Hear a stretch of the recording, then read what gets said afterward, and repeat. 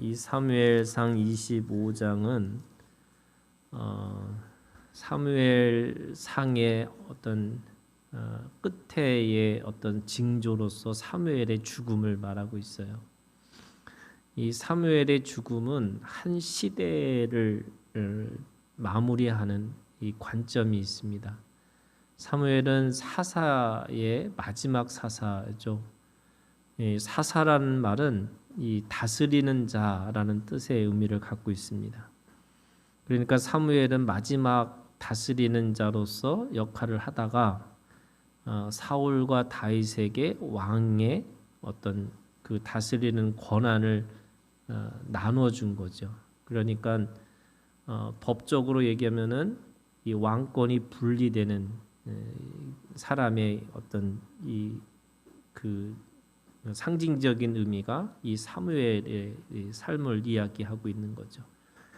사무엘 1장 25장 1절에 있는 이 사무엘의 죽음이라고 하는 것은 사사기 이스라엘 사람들이 가나안 땅에 들어가서 그 사사기를 거칠 수밖에 없는 어떤 어떤 한 시대를 이제 종말을 이야기하고 있는 건데, 왜 사람들이 가나안 땅에 들어가서 사사라는 시대가 필요했을까? 그것은 이 가나안 땅에 가지고 있는 체질과 광야에서 살아가는 체질이 다르기 때문에 그런 거죠. 광야에서 살아가는 체질은 하나님을 의존하는 체질이 삶으로 살아야 되는 거예요. 그거는 하늘에서 음식이 내려오고 바위에서 물이 내려지는, 그러니까 기적과 이적을 통해서 자기의 생명이 보존되어지는 것들을 온전히 경험하는 거죠. 그러니까 전적인 하나님의 은혜로 생명이 유지되는 것을 배우는 시간이 광야의 시간이에요. 그러니까 아무것도 하지 않는. 근데 그들이 원래는 체질이 뭐였냐면 노예였죠. 그러니까 노예에서 그 노예의 체질을 가지고 살다가 이스라엘 백성들이 가나안 땅으로 들어가는데, 그 가나안 땅으로 들어가는 길이 사실은 열흘길이었어요. 근데 그 열흘길을 돌고 돌아서 2년 동안 돌다가 그들이 40일 동안 그 가나안 땅을 어떻게 보면은 탐방을 한 거죠. 그들의 이 첩보원을 보내 가지고 12명의 이 첩보원들을 보내 가지고 그 땅을 어떤 땅인지 알아보라고 했던 거죠. 근데 그 땅에 그 알아보는 사람들이 도저히 못 들어갑니다. 그 10명이죠. 여호수아와 갈렙만 믿음으로 들어갈 수 있습니다. 이걸 얘기한 거예요. 그리고 나니까 2년 동안 돌았던 거를 그날에 40일을 그 탐구했던 그런 시간들을 덧붙여서 38년, 그래서 합쳐서 40년 동안 광야 생활을 하게 하신 거예요.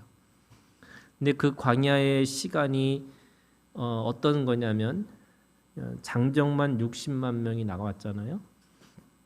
근데 그 장정 60만 명과 이 애굽에서 살았던 어른으로서 살았던 사람들, 그리고 어린아이부터 그 광야에서 태어난 사람들, 그리고 딱 여호수아와 갈렙만 가나안 땅에 들어가는 거예요. 그러면 왜 그들에게 이 가나안 땅을 왜 그들에게만 들어가게 하셨을까라고 생각해 보면, 그들은 노예였기 때문에 일을 해야지만 먹고 사는 것을 알고 있는 사람들이에요. 그들의 가지고 있는 존재 가치는 노동이었어요. 그러니까 일을 해야지, 일을 하지 않는 자는 먹을 수 없다라고 생각하는 거예요. 그런데 그 광야는 어디에 가도 일을 할 수 있는 곳이 아니에요. 동서남북 다 황무지만 있을 수밖에 없고, 그리고 앞에 있고 뒤에 있는 이 이방의 민족들이, 족속들이 그들을 늘 호시탐탐 죽이려고 하고 있고, 그러면서 뱀과 전갈이 그 사람들을 죽이려고 하고 있는 상황에 있는 거죠. 그러니까 그들은 그 노예의 근성을 가지고 살다 보니까 뭔가 일을 해야 되는데 일을 하지 않는 그 자신들의 그 삶의 체질이 변하지 않는 거예요. 하나님은 그들에게 하늘에서 내려오는 음식을 주시고 바위에서 물을 터뜨리는 걸 보면서 이렇게 살 수는 없을 거라고 생각하는 거죠. 왜? 일을 해야지만 먹고 살 수 있다라고 생각하는 거예요. 그러나 이 어렸을 때 나온 사람들 그리고 그 광야에서 태어난 사람들은 하나님을 어떻게 경험하냐면 위에서 내려오는 음식이 당연하다고 생각하는 거고 그 바위에서 쳐서 물이 나오는 거를 당연하게 여기는 거죠.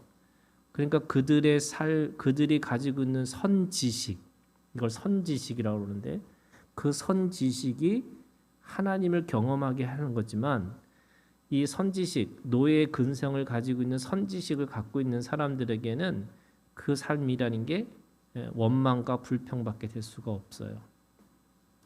그래서 그 체질이 완전히 끝난 그게 길갈이었잖아요. 여러분 길갈이라는 건 노예의 수치가 굴러갔다 이런 거예요. 그러니까 더 이상 노예 체질로 살 수 없는 사람들이 이제는 가나안 땅으로 들어가게 된 거죠. 근데 그 가나안 땅에 들어가서는 완전히 또 다른 체질이 시작되는 거예요. 그러니까 애굽에서의 노동은 생존의 노동이었는데 이 가나안 땅에서의 이 노동을 가나안 땅에 들어가서는 노동을 해야 돼요. 거기서 말씀하시기를 발로 밟는 땅이 네 땅이 될 거고 네가 씨를 뿌려서 열매를 맺어서 그거를 먹어야 된다. 이렇게 말씀하세요. 그러니까 가나안 땅은 또 다른 노동을 해야 되는 거예요. 근데 그 노동이라는 게 뭐냐면 노예의 근성에서 누구 밑에서 일하는 그래서 자신의 존재감이 노동이라고 생각하는 거지만 이 가나안 땅에서 일하는 거는 하나님과 더불어서 일하는 거예요. 그러니까 그 노동은 기쁨이 있어요. 감사가 있고 그리고 그걸 통해서 하나님 앞에 드리는 제사가 있는 거예요. 그러니까 완전히 다른 거죠. 노예는 제사를 지낼 수가 없어요. 왜냐하면은 노예는 자기의 노동을 멈추고 그 하나님을 창조주 하나님을 섬길 수 있는 사람들이 아니에요. 예배를 드린다는 것은 자유인을 이야기하고 있는 거고요. 노동을 멈출 수 있는 힘이 있다는 거예요. 그게 진정한 자유인이에요. 그런데 이 사람들은 맨날 먹고 입고 마실 거를 하늘에서만 받은 사람들이잖아요. 그러니까 또 다른 체질이 필요한 거예요. 가나안 땅에서. 그 울그락불그락하는 이 몸의 체질을 그 사사기라고 하는 이 시간을 통해서 하나님이 훈련시키세요. 그래서 사사기는 하나님을 믿고 있다가 어느 순간에 타락을 해서 하나님을 믿지 않는 사람처럼 행동을 하는 것을 다시 사사들을 보내셔서 그들을 구원하세요. 그리고 그 구원의 역사를 다시 그 하나님이 주시는 그 부요하고 풍성함을 경험하다가 다시 이들이 또 하나님을 잊어버리는 거예요. 그게 사사기의 역사잖아요. 그 사사기의 역사의 끝이 사무엘인 거죠. 그러니까 지금 이제는 가나안 땅에 살 수 있는 자유인으로 살 수 있는 진정한 책임이 사실은 사무엘의 죽음을 통해서 시작됐다.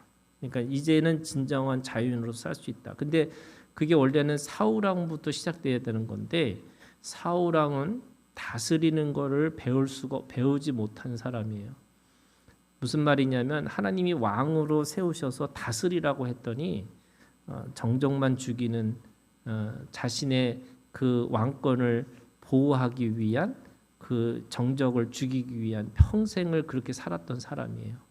그러니까 사울왕은 진정한 왕 노릇을 하지 못했던 사람이죠. 그게 이제 하나님의 언약으로서 다스리는 언약을 누구한테 주셨냐면 다윗에게 주신 거고 이제 진정한 이 하나님의 나라가 시작됐다라고 하는 의미를 갖고 있는 거죠. 그런 의미에서 사무엘의 죽음은 첫 번째가 왕의 통치가 시작됐다는 뜻이에요. 진정한 왕의 통치가 시작됐다. 그 왕의 통치는 누구를 통해서 이루어지는 거냐면 다윗을 통해서 이루어지는 거예요. 그게 오늘 사무엘상 25장에 왕의 통치라는 게 도대체 뭐냐?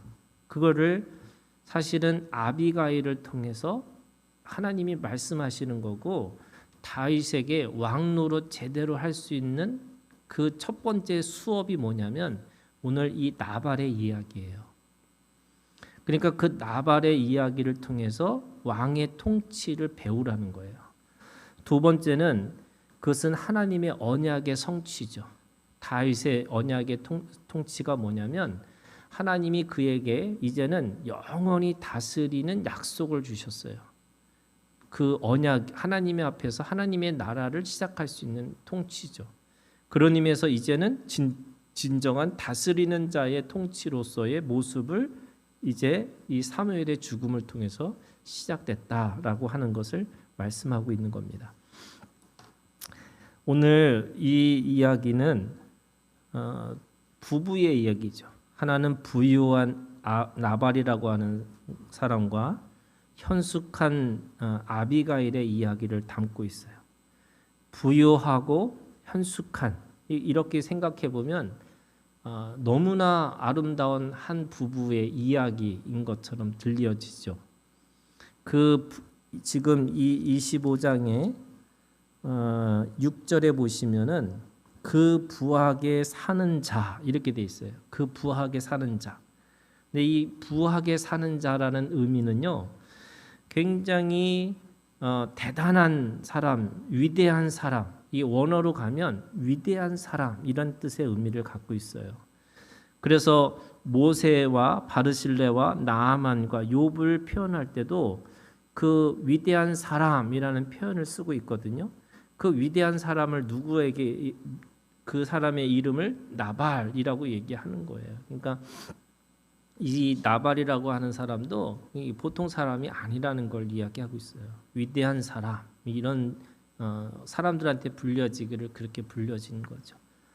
다만 이름은 무슨 뜻이 있냐면 여기 보면은 25절에 나발이라 그는 미련한 자니다 이렇게 얘기했어요. 나발의 의미는 원래 미련한 자라는 뜻이 의미가 있어요. 근데 이 부자, 위대한 사람을 왜 나발이라고 이름을 굳이 그렇게 졌을까? 그러니까 성경학자들은 이게 이름이 아니고 아마도 그냥 불리는 별명이 아니었을까? 아니면 이 현숙한 이 아비가일의 이 삶과 대조시키기 위해서 그 이름을 그냥 어떤 변명이나 또는 이 다윗에게 했던 행동에 대해서 그렇게 닉네임을 준 것이 아닌가 이런 생각을 하고 이제 나발이라는 이름을 썼다는 거죠. 나발은 미련한 자. 그러니까 위대한 사람이기도 하지만 이 사람은 미련한 자라고 얘기하는 거예요. 이 부유한 나발은 얼마나 부자냐면 2절에 보시면 심히 부하여 양이 3,000마리 그리고 염소가 1,000마리 그리고 그가 갈멜에서 그의 양털을 깎고 있었다 이렇게 얘기합니다. 그러니까 그 나발이라고 하는 사람은 그 당시에 정말로 엄청난 부자를 이야기하고 있고, 그런데 그 사람이 가지고 있는 평가는 뭐냐면 3절에 있는 말씀이에요. 남자는 완고하고 행실이 악하며 그는 갈렙 족속이었더라 이렇게 얘기하고 있어요. 이 갈렙 족속, 그죠? 우리가 여호수아와 갈렙, 근데 이 갈렙은 원래 유대인이 아니죠. 이방의 이름으로 온 사람이에요. 그러니까 원래 믿음을 따지면 갈렙이 더 여호수아보다 훨씬 더 용감하게 믿음의 고백을 하는데 왜 갈렙을 지도자를 안 세우고 여호수아를 세웠을까?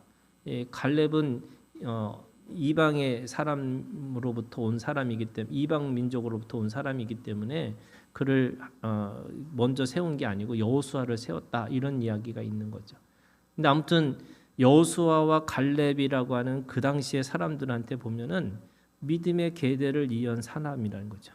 그러니까 이 집안도 보통 집안이 아니라는 거예요. 믿음의 뼈대를 가지고 있는 집안인데도 불구하고 고집이 있고 그리고 행실이 악하다 이렇게 얘기합니다.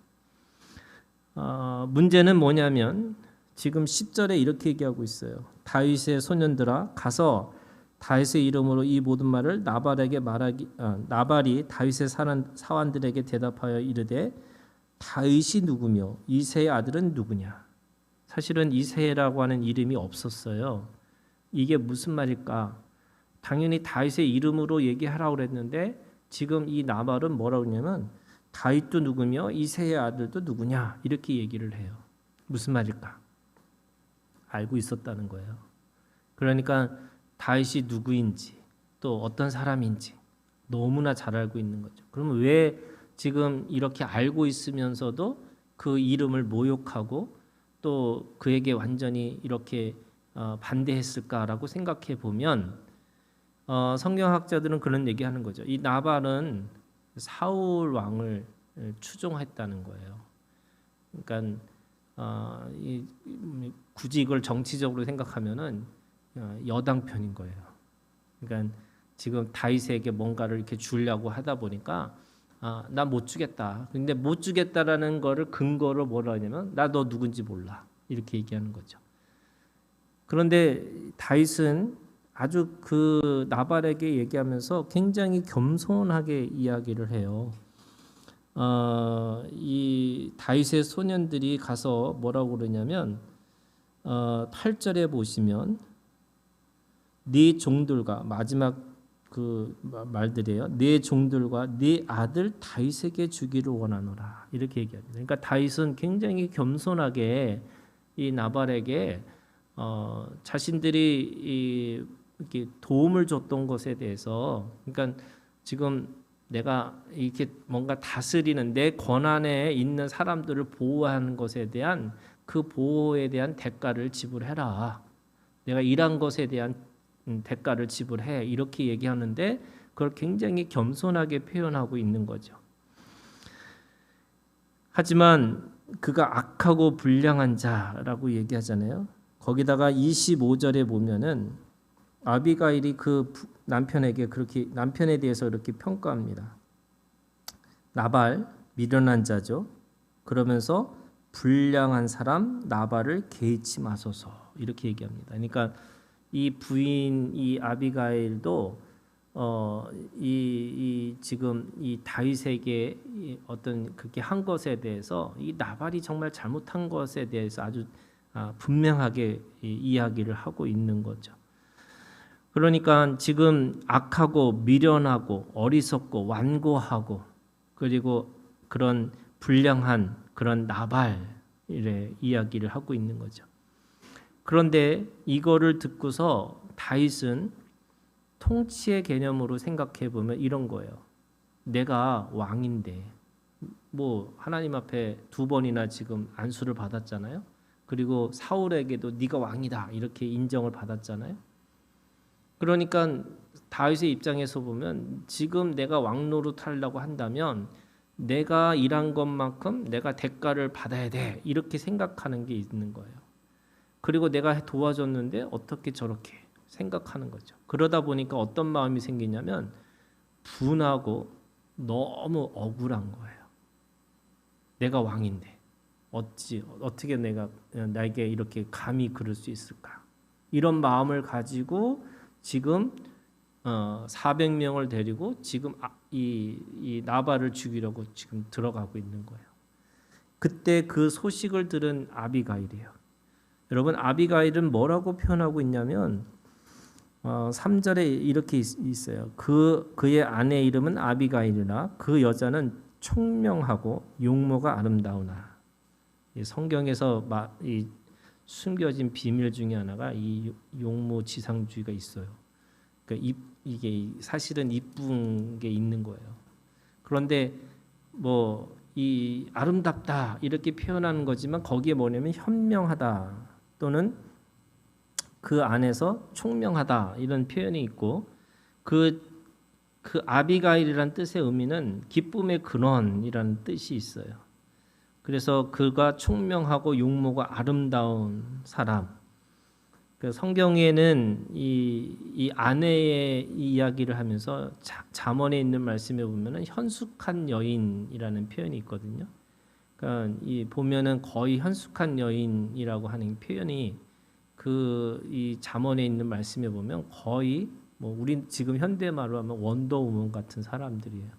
그러니까 하나님이 원하시는 여인의 상, 뭐 그 당시에 이 남자 문화에 살면서 이 여자들이 어떤 모습으로 살까라고 생각해 보면은 그 잠언에 있는 말씀을 읽어보면 집안도 살리고 남편도 살리고 또 민족과 시대를 앞서서 뭐 이런 사람을 이야기하고 있어요. 그러니까 그런 여인의 모습 중에 하나가 바로 이 현숙한 여인 중에 하나가 이 아비가일이 있는 거죠. 지금 이 아비가일은 어느 정도냐면 14절에 보면요. 하인들 가운데 하나가 나발의 아내 아비가일에게 말하여 이르되 이렇게 얘기를 해요. 그러니까 보통 그런 거잖아요. 그 남편의 이 아내면 그 당시 문화로 생각하면 아내는 그 남편에게 속한 여자예요. 그러면 하인들도 알잖아요. 그죠? 누가 주인인지. 그런데 이 하인은 누가 주인인지 아는 거예요? 아비가일이 주인인 거 가서 알리는 거예요. 제가 미국에서 개를 키웠는데 그 개가 제가 밥 주고 내가 안아주고 맨날 했었거든요. 그러다가 그 개가 이제 우리가 유학생이니까 키울 수가 없어갖고 더 부잣집으로 보냈어요. 근데 거의 한 달 만에 다시 왔는데 저를 보더니 어르르 하는 거예요. 근데 우리 아내를 보더니 고개를 긁고 꼬리를 치는 거예요. 그래서 우리 집 주인은 이 남자가 아니고 여자구나. 이거 걔도 알자, 걔도. 이 하인도 아는 거야. 지금 하인이 이 집의 주인이 누구냐면 아비가일이라고 하는 걸 알고 있는 거예요. 그러면 이 아비가일은 지금 하인을 다스릴 수 있는 사람이고 더구나 그거를 알고 18절에 보시면요. 떡 200덩이와 포도주 2가죽 부대와 잡아서 유리한 양 5마리와 볶은 곡식 5세어와 건포도 100송이와 무화과 뭉치 200개를 가져다가 이게 보통 음식들이 아니라는 거예요. 그러니까 단순하게 이 여인이 그러니까 여인이 이 핸들할 수 있는 양이 아니고 그 집의 주인으로서 할 수 있는 최대치를 하고 있는 모습이다. 그러면 이제 이 집의 주인은 이 나발이 아니고 사실은 아비가일이 아니었을까 이렇게 얘기하는 거죠. 거기다 그러면서 23절에 보면은 아비가일이 다윗을 보고 급히 나귀에서 내려 다윗 앞에 엎드려 그의 얼굴을 대니라 이렇게 얘기해요. 그에게 주인으로서의 이 풍채나 그런 게 아니고 다윗을 극히 온전히 주인처럼 대우하고 있어요. 다윗은 그 나발에게 뭐라고 그랬어요? 내가 아들이다 이렇게 표현했잖아요. 그런데 그 아비가일은 오히려 다윗에게 땅을 대면서 인사를 하고 있죠. 본인이 그 아래 있는 사람처럼 하고 있는 겁니다. 그리고 자기를 잘 봐달라고 하는 게 아니고 엄밀히 따지면 뭐라고 얘기했냐면요. 이 아비가일의 이 현명함과 이 현숙한 여인이라는 게 뭐냐면 지금 다윗에게 뭐라고 그러냐면 당신이 왕인데 왕노로 제대로 하라 이렇게 얘기를 해요. 그러니까 당신의 통치 아래 있다는 거 인정하고 그 통치 아래서 함부로 자기 것에 대해서 그렇게 마음대로 생명을 해야지 않는다 이렇게 얘기하고 있는 거죠. 뭐라고 얘기했냐면요. 26절에 이렇게 있어요. 내 주여 여호와께서 살아계심을 두고 맹세하노니 내 주도 살아계시거니와 내 주의 손으로 피를 흘려 친히 보복하신 일을 여호와께서 막으셨으니 내 주의 원수들과 내 주를 해하려는 자들은 나발과 같이 되기를 원하나이다. 그거 하나님이 하실 거고 당신은 보복하는 피를 억울한 피를 흘리지 마라. 그러면서 뭐라고 얘기하면요. 이렇게 얘기해요. 29절이에요. 사람이 일어나서 내 주를 쫓아 내 주의 생명을 찾을지라도 내 주의 생명은 내 주의 하나님 여호와와 함께 생명 싸개 속에 쌓였을 것이요 내 주의 원수들의 생명은 물매로 던지듯 여호와께서 그것을 던지시리로다. 이게 왕 노릇하는 것의 왕의 마음이에요. 무슨 말이냐면 여러분 내가 하나님 앞에서 다스리는 자로 산다는 지도자로 산다는 게 뭐냐면 이 생명 싸개의 마음을 가지고 있어야 된다는 거예요. 원수라 할지라도. 그러니까 내 안에 들어오는 사람은 생명싸개. 이 생명싸개라는 게 뭘까라고 보니까 목동들이 이게 지금 뭐 몇천 마리 있는 양들이 정확하게 내 양인지 아닌지 모르니까 양의 표시를 해놨을 거 아니에요. 그리고 그게 정확하게 몇 마리인지를 어떻게 하느냐? 이 생명싸개라고 하는 이 주머니에다가 돌을 조금씩 하나씩 1대1로 집어넣는데요. 그래서 저 양이 돌 하나 이렇게 그거를 생명싸개라는 거예요. 그리고 또 하나의 주머니가 있는데 그게 뭐냐면 오늘 물매로 던지듯 하니까 물매 싸개가 있는 거죠. 근데 그건 뭐 하는 거냐? 그거는 늑대나 일이나 그 양을 잡아먹는 그런 동물들이 왔을 때는 그 돌을 주워 갖고 던지게 하는 물매 싸개가 있는 거예요. 그러니까 두 가지가 있는 거예요. 하나는 생명 싸개가 있고 물매 싸개가 있는 거예요. 근데 그 생명 싸개라는 거 뭐냐? 그 어떤 생명도 내가 마음대로 해야지 않고 그 안에서 내가 쌓아 놓겠다. 그게 내 거가 아니라 하나님의 것이다라는 마음에 생명을 소중하게 여기는 마음이라는 거예요. 그게 지금 다윗과 이 사울의 왕의 차이가 그거예요. 사울은 자기의 정적을 죽이려고 어떻게든지 그 사람을 죽이러 쫓아다니는 거지만 그래서 우리는 죽이는 자가 아니고 생명싸개로 쌓아서 그 생명 하나하나를 소중하게 여기는 자가 되어야 된다는 거예요. 설령 나하고 생각이 달라요. 설령 그것이 나를 대적하는 사람이 할지라도 그것이 내 안에 있는 사람이면 생명싸개를 가지고 내가 품고 있어야 된다. 그걸 누가 얘기하고 있냐면 아비가일이 얘기하고 있어요. 당신이 정말 왕이면 당신에 있는 그 통치 아래에 있는 사람들을 생명싸개처럼 보호해 줄 거라. 그러나 정말로 나쁜 사람이 정말 당신의 원수면 누구의 원수예요? 하나님의 원수가 되지 않겠냐? 그러면 하나님이 그를 원수를 치실 것이다. 그러니까 원수는 하나님 앞에 맡기고 당신이 해야 될 왕으로서 해야 될 일은 뭐냐면 생명을 품고 있으라는 거예요.